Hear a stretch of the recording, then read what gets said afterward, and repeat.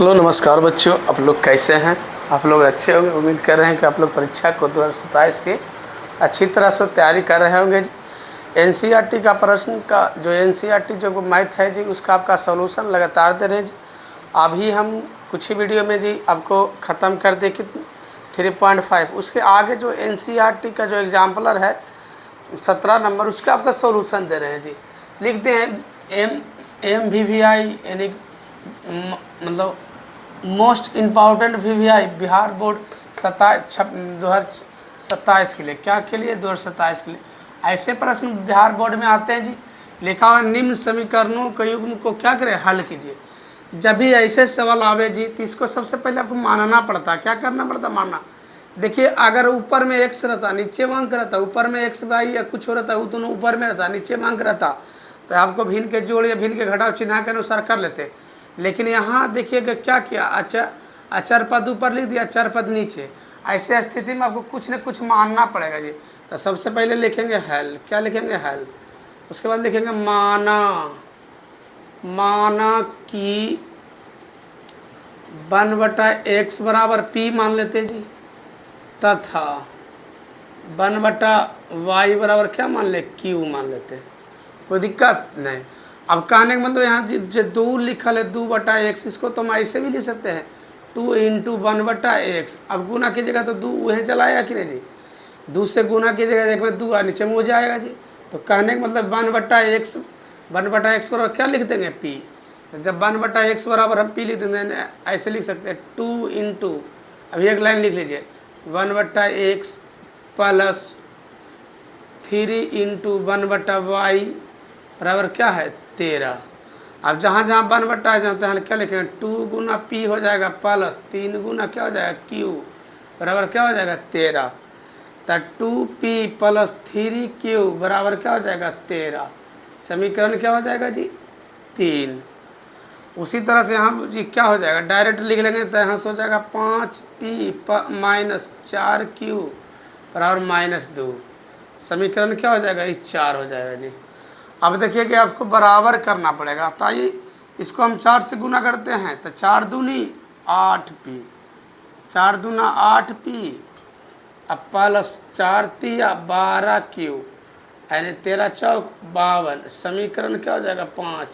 समीकरण 3 में कैसे गुना जी, समीकरण 3 में 4 से गुना जी, 4। चलिए उसी तरह से इसको हम क्या करेंगे, 3 से गुना करते 5 तिया 15p अब माइनस के 4 तिया 12q अब माइनस के 3 दूनी 6। समीकरण क्या हो जाएगा 6 जी।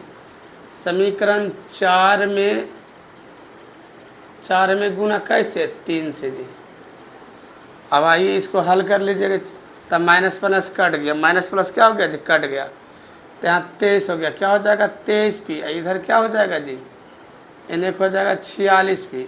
अब यहाँ लिखना पड़ेगा आपको समीकरण 5 तथा 6 को जोड़ने पर, किसका करने पर, जोड़ने पर। तो इधर प्लस में तो इधर क्या चीज़ में, बोलो कि इधर गुणम तो इधर क्या चीज़ में भागम। 46/23 बराबर क्या हो जाएगा, पी का मान क्या आ जाएगा 2।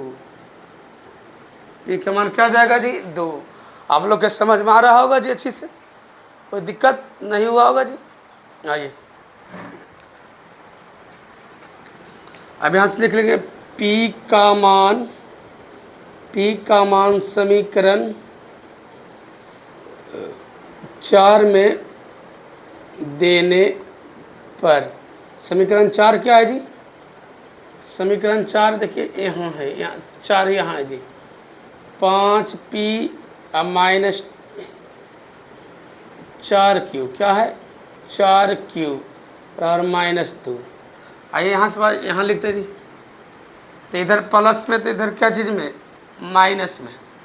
तब माइनस के 4q बराबर -2 अब माइनस के क्या हो जाएगा, माइनस के 5p हो जाएगा जी।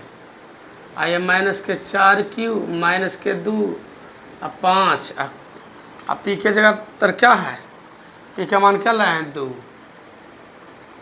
तो क्या माइनस के 4p तो क्या हो जाएगा -2 और -10 क्या हो जाएगा 5 दूनी 10, क्या हो जाएगा जी 10।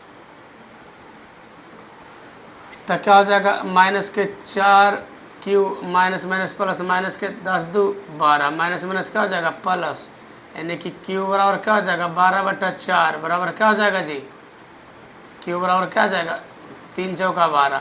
अभी आंसर नहीं आया जी, अब हमको लिखना पड़ेगा क्या क्या माना है, यहाँ लिखना पड़ेगा 1 बटा क्या माने हैं, यहाँ से लिखना पड़ेगा आपको p बराबर हम क्या माने 1/x। तो p का मान कितना लाए हैं जी 2, तो 2 बराबर ये हो जाएगा x। तो इधर p का मान कितना लाए हैं 2 लाए हैं 2, ठीक है। तो कैसे मार गुना करेंगे तो 2x बटा के 1, तो x बराबर क्या आ जाए 1/2, x बराबर 2, यानी x का मान कितना आ गया जी, ये फाइनल आंसर हो 1/2। उसी तरह से हम यहाँ जी यहाँ भी माने क्या माने हैं, यहाँ भी माने क्या माने हैं, यानी यहाँ से माने हम q बराबर माने 1/y। तो q की जगह पर कितना मान लाए हैं 3, और 3 बराबर 1 बटा क्या हो जाएगा जी y। तो y 3y बराबर क्या हो जाएगा 1, अब y बराबर क्या हो जाएगा जी 1/3, 1/3, यानी कि y का मान q भी आया, y की भी मान आ गया कितना, y के भी मान आ गया y बराबर आ गया 1/3, y बराबर भी क्या आ गया जी 3। आप लोग के समझ में आ गया होगा जी अच्छी तरह से। इस तरह से आपको बदल कर इसको बनाना पड़ता है जी। आप लोग को कहीं दिक्कत होगा तब लोग ज़रूर कमेंट कीजिएगा जी, विद्यार्थी जी आप लोग ज़रूर कमेंट कीजिएगा, अच्छे तरह से बनाइएगा जी। मैथ को बार बार रिवीजन कीजिएगा तभी आपके दिमाग में रहेगा जी। ऐसे मैंने था नहीं था, एक दिन बनाए 2 दिन के बाद, तीसरा दिन, चौथा दिन के बाद आप सही इसको हल कीजिएगा उतार कर, आपको हल नहीं करना आएगा क्योंकि भूलेंगे। इसलिए आपको बार बार इसको क्या करता है रिवीजन करते रहना है, 2 से 4 दिन पर इसको एक बार नहीं एक बार आपको बनाते रहना है। Thank you watching.